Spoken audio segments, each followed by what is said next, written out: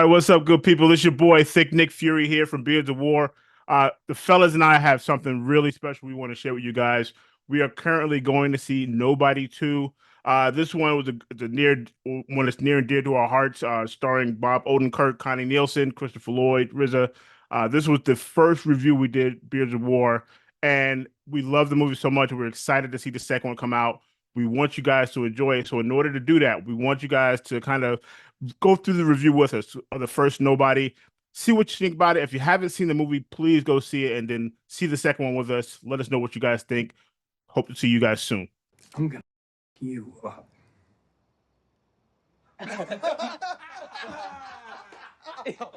Got it. I just love the confidence in that scene. Right? Without him knowing anything about those guys, he was like, yeah, pretty confident I'm going to take on all of you guys right now with no issues. Gotta love that confidence. All right, so what we have here is we have a movie that starts out in an interrogation sequence with two police officers and Bob Odenkirk. And Bob Odenkirk is sitting behind there in all black, no lighting, very limited.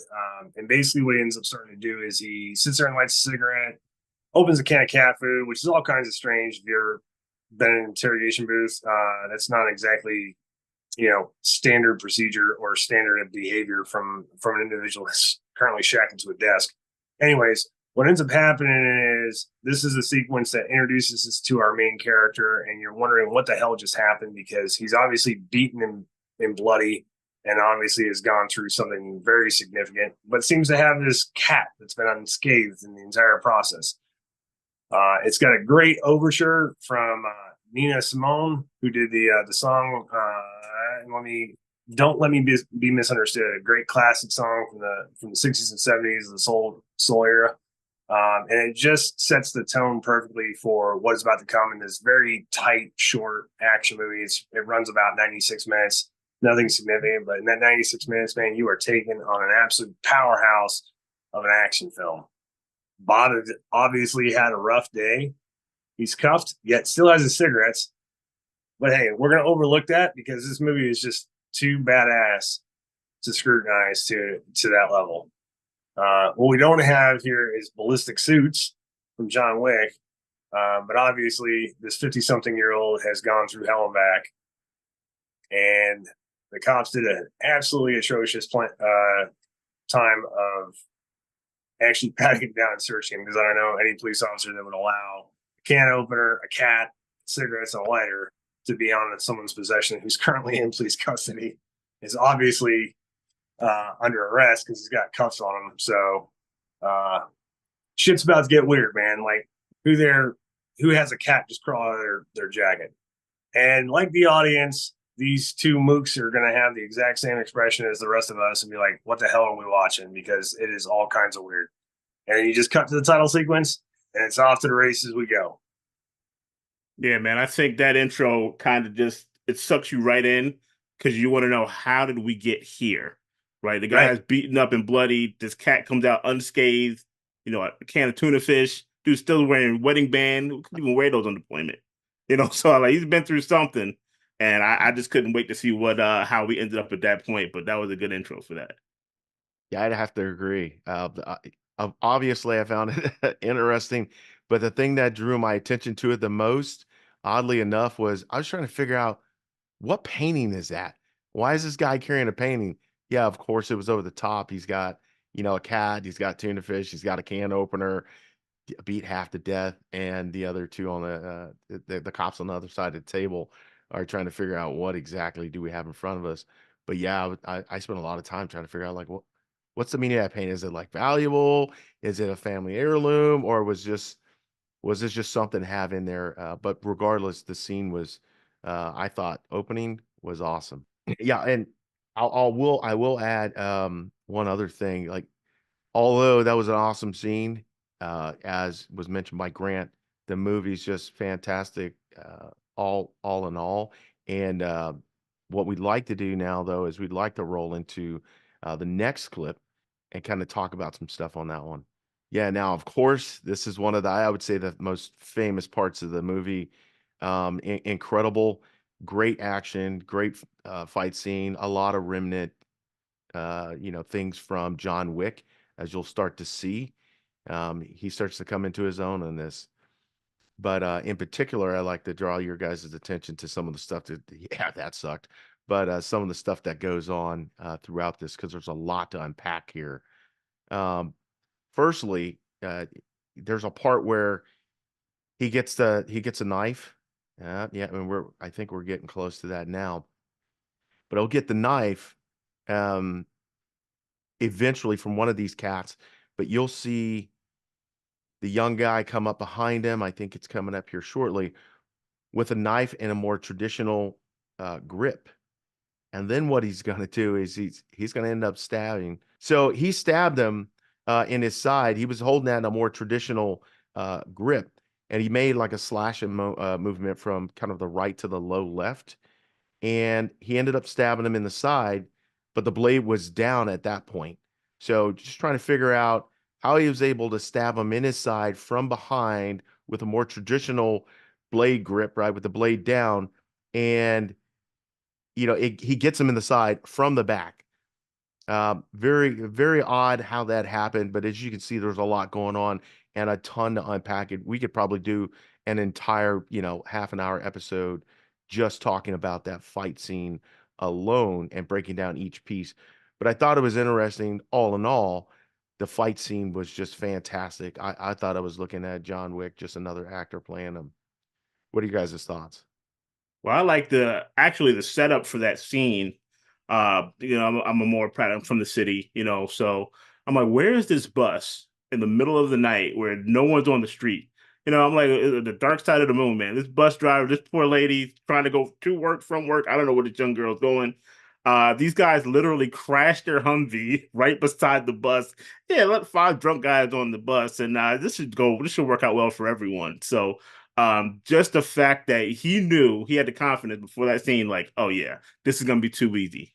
And he was in such a fight that, you know, he gets thrown, as you see at the end of it, he gets thrown out the bus window and goes right back in. Like that would have been the end of my fight. I'm okay. I'll stay outside on that one, but he had like laser focus on his mission in that moment. So I thought that scene was a lot of fun to watch. I also enjoyed the reality of taking some hits, taking some blows, getting cut, getting beat up, because that's really what a fight is. If that's not happening, you're not really in a fight. You're just beating somebody up. So I like a fight. I like that back and forth, and him kind of just handling business. And man, like I said, just throwing out that window, like be right back. What do you think, Grant? All right, so the biggest thing I've got is that we can't show right now because of YouTube and everything else like that is the inner monologue that Bob Odenkirk has in the beginning of this scene where he's talking to the bus driver in his mind and he's like, "Please God, let her open this door." Like Right. he is on a mission and he needs this, and these are just the 5 assholes that show up in his way, and he is just going to commence to beating the crap out of them if they do anything that he disagrees with. And it's just a beautiful sequence, and it's just Bob talking to himself, obviously. But I just find it absolutely hilarious because there's got to be times in all of our lives where like anyone who's served and you just got this itch to kind of get it on, and you're just like, man, I was like, if somebody fucks around, they're gonna find out. Right. And for Bob, that was absolutely that moment. And then the second sequence, like all the fighting was phenomenal. My favorite is there's a sequence where he stabs a guy in the leg, and then later on in the fight sequence, he actually kicks the knife handle into his leg further, and it's just absolutely flawless. I was just like, man, talk about like on the spot thinking. And finally, as an absolutely busted up veteran, I absolutely love the sequence where he gets kicked into the bench on the bus, and then he's like, ugh. He's just taking a minor microsecond pause, and all of a sudden the bus bench breaks, and he falls. Like it's just one of those things. Like, if Murphy can happen, Murphy will happen. And he's just like, fuck, my life has just been beaten down tonight, and he's like, I'm just not taking it anymore, and just goes to town on those cats. But like Chris and Eric said, man, the beatdown sequence, like he takes his hits and just keeps on coming because he's just got something in him that he's just not going to let it go. It's a beautiful action sequence. And of note, you'll see him later on in the movie with the guy who's missing his teeth in the hospital sequence. That's actually a stunt coordinator that trained Bob Odenkirk for about 2 years before the movie released. He's actually from John Wick 1. You'll notice him halfway through the movie. Him and John have a sequence where they do get out on a balcony overviewing the club floor. And he always talks about how the Baba Yaga should be something that should be feared. And he realizes why. But that stunt coordinator, that fight choreographer, is just phenomenal. And he's absolutely hilarious and well done in this movie. So, Yeah, definitely kudos to him for that whole scene, man. Phenomenal work. Yeah. Phenomenal. actually designed the sequence too, I think. Okay. I think we have, if I'm not incorrect, we have the home invasion scene next. This is just one of those, scene where, hey, guys, no questions, get up and go. Like it kind of led me to believe, how well does your family know you? Right? Yeah, just go hide in the basement. You know what kind of fight I would have had with my kids to try to get them all? It'd be like herding cats, right? Here's a kiss. Don't ask no questions. No, there's no. I'd have been fighting more with my family than with the goons outside at this point. But he's just like, don't call the police. Okay. Like, and these guys, again, middle suburbia, you got a SWAT team that's literally breaching your front door. Where do they live? What is the median household income of this family? I have to know. I just want to know, like, what's your mortgage payment? Like, these are the things I think of. And I'm sorry, I know it's like some, it's always that tactical piece of it, but I'm like, okay, in reality, how much is your mortgage payment? What's your property value? Like, I look at that's a nice neighborhood, and these guys just kind of roll in. No one is really out and about and outside, in the other houses. It's like a cul-de-sac. I'm like, that was pretty smooth for them to come in so stealthily at night. But I just like that scene, man, and it just kind of hit home with me trying to just get my family just to, hey, don't say anything, don't ask any questions, just go hide in this room. That would have been the whole fight. That would have been my fight scene. It's just getting them into the room without asking any questions. I can see my kid walking out in 5 minutes. Hey, Dad, did you say we were gonna go to Disney? Get back in the room. Like, I'm fighting like these guys that have literally come to kill us. But his family just they followed instruction, which is very, very important. And it literally shows you what he was capable of and what he would go through to protect his family. So I like that scene for that reason. Yeah, no, spot on. What I thought about looking at it was like, I, it would be interesting to find a house that has the breaker box right there, near the front door. Like mine just doesn't happen to be lined up with my staircase, but interesting choice of location for that, but still really cool nonetheless. And yeah, man, I have to agree. Those guys coming up, hey, maybe everybody in that neighborhood sticks to themselves. Like, not my business. I don't see these guys out there all decked out in black with, suppressed weapons and just walking up to his house in a formation. Like, well, something's going on, but nah, not our business, kind of a thing. And Yeah, people usually walk their dogs. yeah, and then you put the family in the basement, and I can only imagine what'd be going through their mind, not knowing. They're like, did Dad just freak out? Did he just break? Like, are we going to be trapped down here forever? Is there any Right. food down here? We got canned goods, Mom. Like, yeah, they're wondering why, and like he kissed us goodbye, and why is the light switch flip over? What's going on? And then, yeah, don't call the cops. He ends it with Mhm. that. So, yeah, if I was one of those kids, I'd probably be traumatized just a little bit. I mean, in all reality, are they going to be traumatized? Are they going to be asking about, like, what's the Wi-Fi strength down in this secure basement now? Yeah. Yeah, today's youth probably. All reality, I mean, like, do we have Netflix down here? I mean, that's what it's going to boil down to. But I suspect it's the same neighborhood from Red, because the same kind of hit squad showed up at Bruce Willis's house, and he was cooking bullets in a pan, and nobody called the cops for him. They'll find out they're all neighbors. That would be great. Right? That Wouldn't would that be be great. rest in peace, Bruce? Well, you're not dead, but we can cut that one out. All right, so what we got next? Is that the basement incinerator scene? So next is the nursing home invasion, which is by far my absolute favorite sequence of the movie.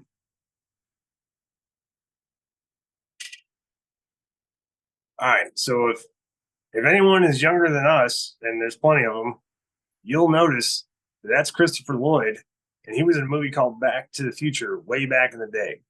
And all of society knows him from pretty much Taxi and the Back to the Future trilogy. And all of a sudden, Chris shows up in this movie, and he is prepared. It's an Smile. absolute joy to watch. It's a very quick clip, but you've never seen Christopher Lloyd in this type of environment before, and it's an absolute joy to watch. Like he looks like he is having the absolute time of his life. So, and his character is supposed to be portraying a former retired FBI agent. He's done some kind of specialized work.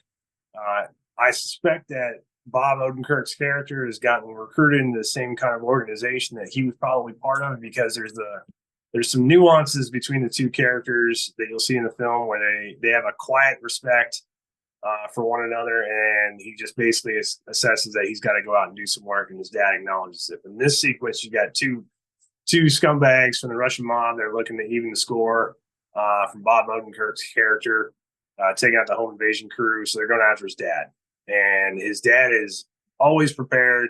So as soon as these two guys come in, they think it's an elderly man that poses no real threat to them. And then when these two chuckleheads show up, they stick a 45 in his face, which is a bad idea to put that limited distance between your pistol and someone else's body. And as he goes to fire, he's got the hammer cocked back in this beautiful sequence that any gun aficionado would appreciate. He actually slams his finger into the hammer well and blocks the hammer from hitting the primer to strike off the round. It's phenomenal because he pulls back the blanket. He's got a sawed-off double-barrel shotgun, and both guys get dealt with pretty quick. And then he pawns it off as his TV is too loud as he's sitting there, like holding the guy, keeping him quiet while he bleeds out on the floor. Absolutely phenomenal. Every sequence with Chris Lloyd in this movie is just yeah. It's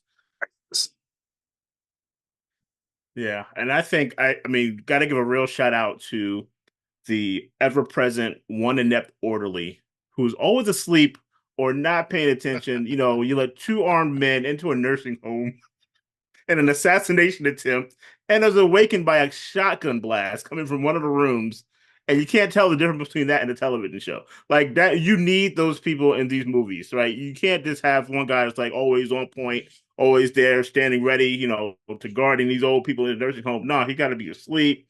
He's got to be clueless. He's got to not know anything about, you know, protecting anything, but they're necessary. And at, you know, $12, $13 an hour, they're priceless when it comes to movies like this. Yeah, most definitely. Yeah, I mean, yeah, just like you guys, I got to give a shout out to Doc, right? That's why I like to call him Doc, man. You brought up Taxi, man. Wow. I guess we're kind of dating ourselves, but I remember Taxi, but definitely Back to the Future. I just can't remember how many gigawatts are in a sawed-off shotgun, but I'm gonna look that one up for sure because it's probably quite a bit, given how far that guy blew back from that. I think he dang near went out the window, which was interesting. And Doc you could see he was having all of that smoke for them because that smile on his face was priceless. Um, one kind of a Easter egg trivia note on this, if you guys didn't know, I didn't know. I found it out a little later after watching the movie a few times.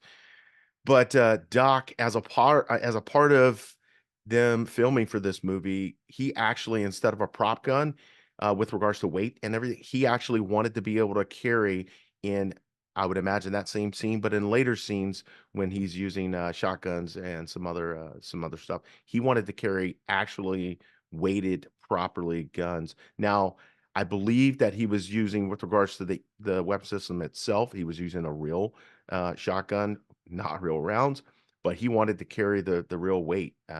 So kudos to him for being let's call it method acting. At that point, he really got into this character, but nothing but love for this scene. the only real question I have left is what do the visiting hours look like for that place, and what's the sign procedures? Because like these guys just show up at like 3 o'clock in the morning. I don't know any Oh, who knows, man? Who knows? or, Only that orderly knows. right, and he doesn't Yeah. know. And which between a shotgun and a TV, so but still phenomenal scene, man, all around. Like I loved it, absolutely loved it. It was a joy to watch. Absolutely. Absolutely. All right. This scene is, he kind of fought these guys off. But you see here, he literally dislocates his thumb. Mm. Okay. I don't know I mean, in certain situations, life and death situations, yeah, are you capable of doing something like that? It looks like he's done that before, right? Like, yeah, just okay, just casually dislocate my thumb and peeks out the back of the trunk, has the wherewithal to find, okay, where am I going? Again, this is the city, no other cars on the road, don't know exactly where they are, could be PA. My only thing with this type of vehicle, and this is just like I said, one of those little things I think of in the back of my mind. You open that trunk, man, that light's gonna end up on that dashboard. Hey, your trunk's ajar. Like someone's gonna know that the dude popped the trunk, but it didn't matter anyway because he was gonna handle him with this fire extinguisher, causing the driver to forget where the brake is and have a head-on collision to the one light pole in the middle of a city street somewhere. Like they're on a highway 2 seconds ago. Now they're flipped over in some kind of side road with, again, no other people around. It's just it works out so well, and he just crawls out of the trunk. Yeah, no problem. Sits there and has a whole conversation with the guy before he dies. And I think that is great. He's just like he wants to kind of tell his story, and the only people who will listen are the people who are near death. So he gets out of this car and just sits there with the guy and has a conversation about who he was and what he did. But that scene right there, I just thought that I like that whole being able to do something to yourself in order to free yourself. Like it's just a finger, but to literally to literally injure yourself in order just to escape handcuffs. It's a lot harder, I believe, in my opinion. It's a lot easier said than done. Oh yeah, just bite it off. What? No, I don't know if I can do that, but yeah, he did it, and I think he's done it before. The irony is, I don't think I ever got trained to dislocate my thumb in senior school. So Yeah, no. Well, the one of the things they covered, they had the whole bobby pin safety, safety clip thing, but yeah, dislocating body parts, no. And they also did that in John Wick, if you remember. I know we've been referring to John Wick throughout this, but the female assassin, she had dislocated her thumb to get out of the cuffs. Remember that when the guy was watching her at the Continental? So yeah, I guess that's that's the thing. We're never that high up the chain to get that training, but apparently they teach it somewhere. And just curious, what exactly did that car collide with to flip over on itself? It was like a light, a traffic light in the middle of it. Because it was like Right. a I don't quick. think it would have flipped over. It would have just hit it, and I don't know. Well, to But be fair, that traffic light looked like the body of it looked like it was made of concrete. I'm sure they exist somewhere, but that's no joke. I'm guessing this city, they got like their utilities and street stuff pretty rock solid. It must be Gotham, especially given that that light was still on after he knocked it all the way across. It was still laying on the ground and the light was still red. So at least any cars that might have been coming up behind them, given that it was completely empty of vehicles, at least they knew they still had to stop. right, yeah, exactly. Remember, nobody outranked safety. It's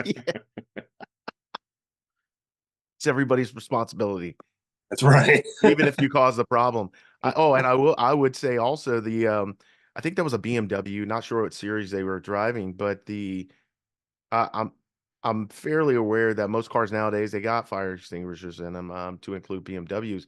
But I wonder, the size of that fire extinguisher that he had in there, is that the standard size for those trunks? Because that looked like one of those big ones they have at like the schools. On a So fire you truck, like it's yeah, so on you a can fire put out truck. a school fire, but I guess I mean, it's a Beamer, so you probably want to save it as much solution as you can have in the back of that thing to put out fires, the better, I guess. Right, I right. can't afford a BMW right now, so I wouldn't know. All right, so that takes us to the basement incinerator scene. Eric, take us away, brother. Okay, again, this is where I go with median household income. How do you get the money to make your basement into an incinerator? And he was very specific about the heat signature. And oh yeah, but they're not gonna find any parts of your body. Now he's got what, 4 or 5 guys on a couch. He had to carry them down there. They weren't just sitting there and they passed out. Like he literally moved all those bodies down to the basement and sat them strategically on his couch. That was calculated, only to burn them alive. Like that's a lot of care for someone about to be burned alive. I'm just throwing you on the floor in a pile. Like I'm not even trying to dress you up. You know what I mean? Like what? I'm not taking a picture of this. But he was just like, "Yep, no traces." And again, this place is going to go up. Just casually found his daughter's cat bracelet, who literally started the whole thing. Because we've been there, like, oh, our daughter's upset about something. Let's go destroy the world. And you find out, oh, she never lost it in the first place. So I did all this for nothing because all you do was look under the couch. But that scene right there just kind of shows you what he would do to cover his tracks or to protect his family. Yeah, I'll burn the house down in order to keep you guys from coming after my family. You know what I mean? So yeah, that scene right there was one of those. I think I need a basement incinerator.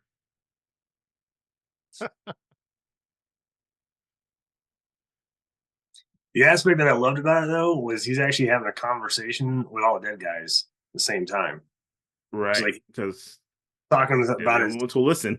actions and stuff like that. I'm just like, okay. I mean, he's not exactly you know, right in the head, I suppose. But he's just doing what he does best, man. And still along for the ride and loving every second of it. There you go. Yeah, No I'd minor like to smoke know. inhalation. I'd like to know what album he was playing, because obviously that's one of the hottest tracks, pun intended, that's been played in a long time. Man, I mean, I remember the days of vinyl, and I still have some vinyl somewhere. I hope to goodness none of mine do that. But yeah, good on Could them. you imagine playing like a top 40 hit and it burns your house up? Yeah, where's Casey Kasem? Right? I'm not playing that album. Not gonna burn my house down. Doesn't happen on Spotify. I'm just saying. Nothing bursts into flames in my house. All right, if we're all good on that incinerator scene, Eric, once again, man, we're going to the burning of the loot. Oh, yes. This I've always had a problem with no matter what the movie. Like burning money does not sit well with my soul. Okay. But the fact that he just happened to come across a gas can full gas can to put into the sprinkler system, which I mean, is it really that simple? Like you can literally turn the entire sprinkler system into gasoline and just burn money. Like, dude, I'm taking some of that. I'm sorry. I'm not that well off that I can just say, it's a few million. Who cares? I'm taking some of it. Like some of that's gonna end up in my house somewhere. Like I'm not that, uh I don't have that much integrity not to take any money. I'm gonna be honest, like, oh yeah, I'm getting some of that if I'm gonna burn it anyway. But just the fact that he put it in the sprinkler system, that was thorough. Normally they go in there, they spread the gasoline, throw the match. No, that he lights it with a stack of money. Like that's the ultimate. Yeah, screw you on this one. And this dude is having the time of his life karaoke. Doesn't know he just lost millions of dollars for the Russian mob of all people. So yeah, Yeah, I had some, and I'll probably talk to it a little more in one of the clips that I'm gonna cover. But yeah, again, great movie, great scenes. But it was interesting to me also about the gas, obviously burning the money. Um, one thing to note for that, from my point of view, is he put that into the sprinkler system that rained down on everything. And if you're anybody's familiar with gas and how that works, and or any of those accelerants, they give off a lot of fumes. So he's inside of a building that it's not just a little bit of gas I poured on something.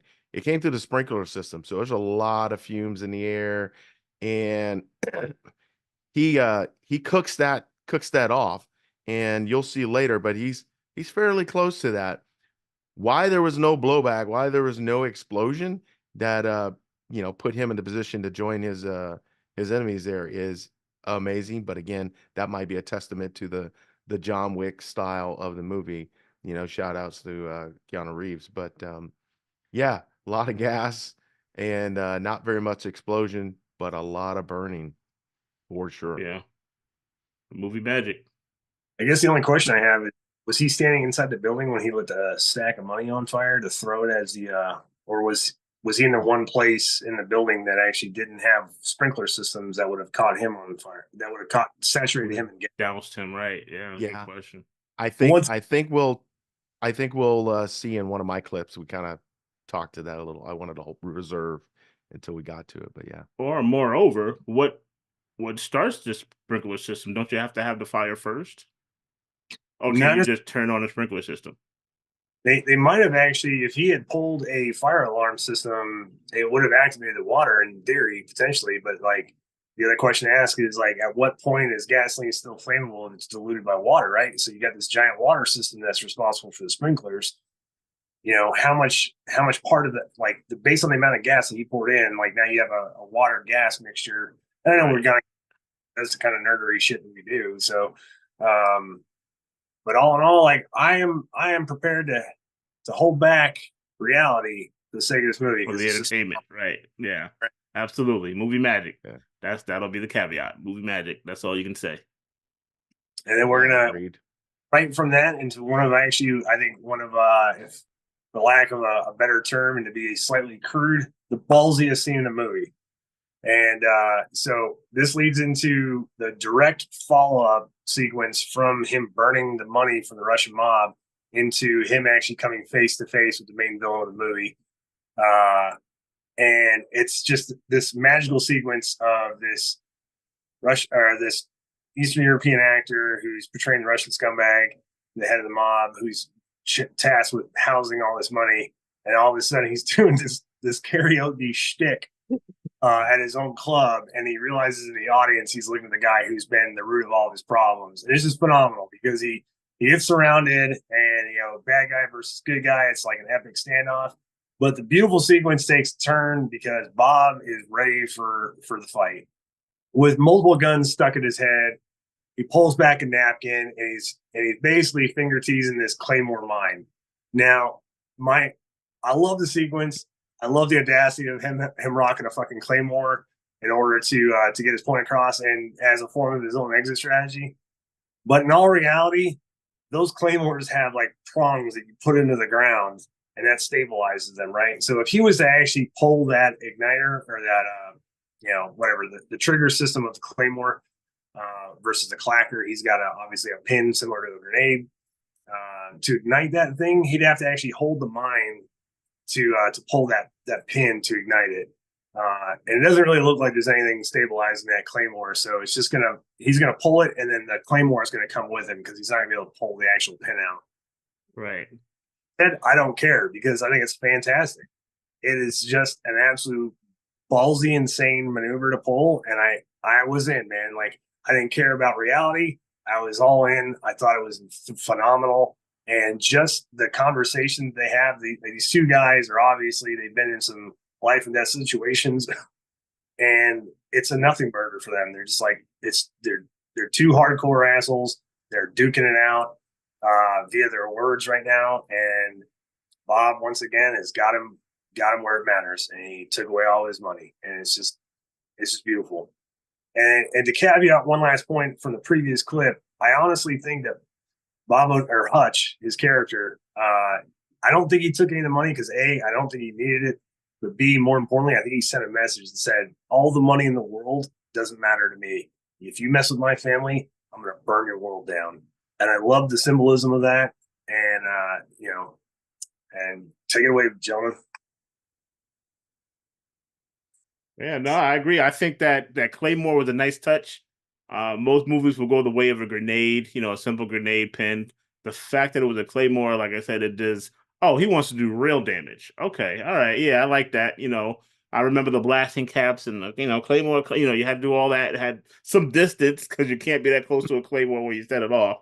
But yeah, like you're saying, that's the whole movie magic of it, right? That's the escapism. That's the man. This would be really cool. Like if he pulls the pin he's willing to take it too. Obviously, you can't say, "Oh, I'm going to aim it at you guys. I'm willing to die for this." So the guy really doesn't have any type of leverage because he's like, "Yeah, I'll take us all out. Like this is no big deal." So you really can't win against a guy that has nothing to lose, essentially. So yeah, I thought that was a pretty cool scene. I like the use of the Claymore. Yeah, I half expected when I saw it that for the first time at least, when he lifted that napkin up, that it was going to be like some burnt money, right? That's what I was thinking, and the guy was going to get it. I was, overly impressed by being a Claymore. That was awesome. That was awesome, and that he was able to walk out after that with that that kind of attitude of like, yeah, you messed with the wrong thing. I think even in that scene somewhere he mentioned like you came to my house, and that's something you never do. And so, yeah, I think that rings true to exactly what Grant was saying, that, hey, I'm willing to take everything down because you came to my house, you messed with the family. So two of the biggest things I think for most people, you don't really mess with, right? You don't mess with their family, you don't mess with their money.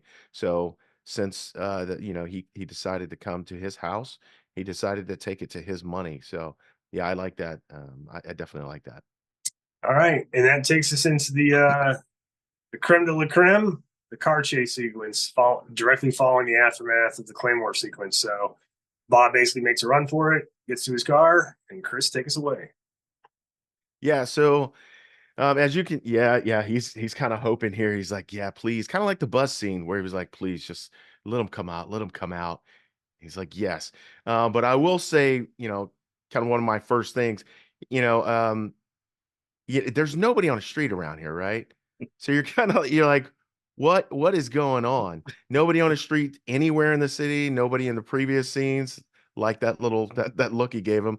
I think that was the Magnum he gave him. But nobody is on the streets anywhere. I think I see one car back there. These guys are able to come around there with their own little convoy as such. And the people who were in the club earlier, I guess they parked, down the block. But there's nobody anywhere. He's still going down the street. At least he's got all greens. So this has got to be like some form of Gotham. And again, nobody, no cops, no nothing. This guy see, automatic fire, weapons fire. But hey, there's another bus, and it It's decides to probably go. the same bus. Yeah, I the bet same you it's the bus. same bus. It's like I just got repaired, and then apparently, he's got one of Starsky and Hutch's cars. I guess that goes with his name as well, right? But yeah, and it's just insane. And then so there's all this shooting, right? Shooting, automatic weapons fire, shooting in the cars. He hasn't been hit once with a round. So yes, movie magic. I agree, but we got a ton of weapons, ton of automatic weapon fire. I can probably get a 22 round to make it through a car door. So the stuff that there's a Uzi, right? So a lot of gunfire. No, he doesn't get hit at all, not once, and they've unloaded on this car. It's amazing. Now, granted, maybe because it's a muscle car that it's still moving, but that he doesn't get hit not once, and it goes through through the doors, through the windows. At least my brothers on the show know roughly how that goes when you're talking about firing in and out of a vehicle, how those rounds work. Not quite true to form, but hey, that's and maybe it's an up armored vehicle. Maybe that's what it was. Maybe. You can't beat a muscle car. Like if you want a good chase scene, I don't care what year the movie's out, you gotta go in a muscle car, basically due to that rear wheel power. Because that's how you get those, those turns and those skids and all that stuff. And it's just fun to watch. Even in those futuristic movies like Demolition Man, right? What did he do? He got a muscle car. When it mattered most, you get a muscle car.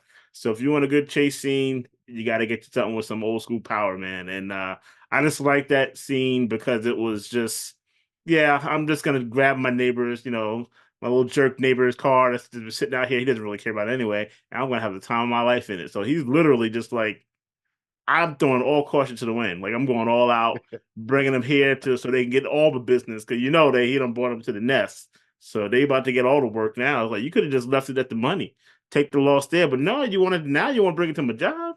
Okay, cool. Just come on in, fellas. So you know what's happening next. Obviously, at this point, the Russians had never heard the term baited ambush. So, Yeah. Here you go. but yeah, and the actual song choice I thought was phenomenal. I'm a big fan of the appropriate music in movies, and this movie to me knocks the music out of the park. I think it was a solid chase sequence. Yeah, I mean, obviously we're suspending reality because he's got like 3,000 holes in the car, not one in him. But hey, man, by Dodge, I don't know what to tell you. There you go. And Goodyear apparently because they didn't even get the tires. Yeah, nobody shot the tires.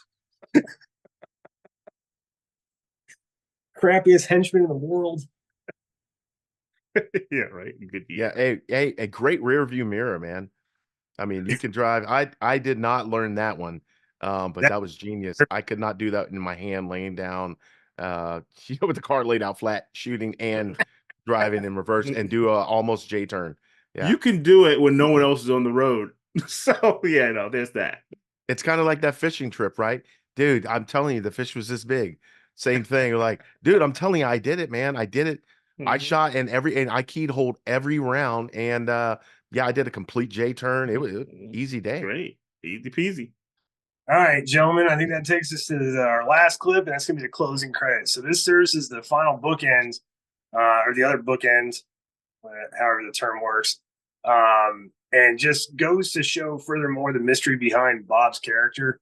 Um, there's at this point there's been a couple of hints as to his background. He gave a little bit of a flashback sequence. The mystery behind the playing cards tattoo, which is a phenomenal sequence we didn't cover. And we didn't cover the ending because honestly, the ending is phenomenal. But like we were trying to get a little bit more descriptive with some of the sequences that we were fond of, not just the ending, because the ending is obviously balls to the wall, fantastic. Especially once again, man, my heart is with Christopher Lloyd on this one. He is just having an absolute blast, quote unquote. But you guys can watch that for yourselves. But the closing sequence, the closure to the interrogation part is just phenomenal, and it's subtle, right? So you don't get any answers as to who he is, but there are some details that you could take away and be like, oh man, this guy has got more of a mystery to him than what we know, than what the movie's covered, and it kind of teases a little bit of the sequel. But to me, the cat's meow is when both the interrogator, the police officers that are running the interrogation, it's like, hey man, who the fuck are you? And their phones ring, and they just have this look of defeat on their face because they know they just got scooped up by somebody that's got more authority than them. And Bob's walking out with the painting and the cat. And once again, to the incredible song "Don't Let Me Be Misunderstood" by Nina Simone. It's just a masterpiece of music. Highly recommend the song. Highly recommend the movie. And I just can't speak enough about it. It's absolutely one of the best joys of 2021, especially considering the pandemic. So take it away, gentlemen. Yeah. Agreed, man. Great movie. Started out good, it ended good. Action throughout, really no lulls. There was nothing there where you're just like, oh man, this is the boring part of the movie.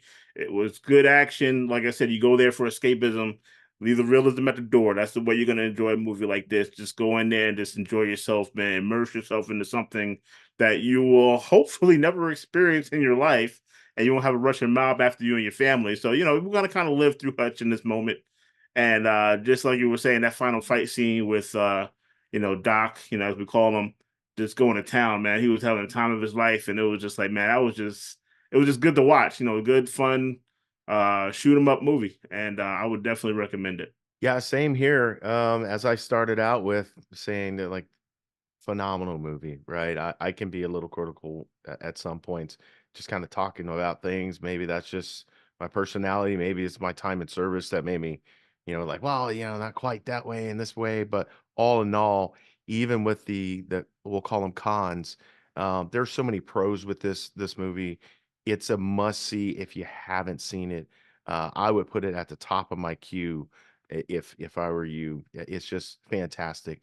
I honestly, we need more time to be able to cover the amount of stuff that's in this from, the RZA being in this. If you guys, again, spoiler alert, there's quite a few things in there, but, there's people in there that, didn't expect to see and didn't even quite catch by voice, the action scenes, but then again, on the con side of the house, the little things here and there.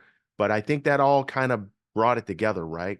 Like you guys said, suspend reality, check it at the door and just have good fun with the movie. And that's exactly what I did. And I definitely give it like or to date myself again, Siskel and Ebert, right? 2 thumbs up on that. It was great, man. It's great.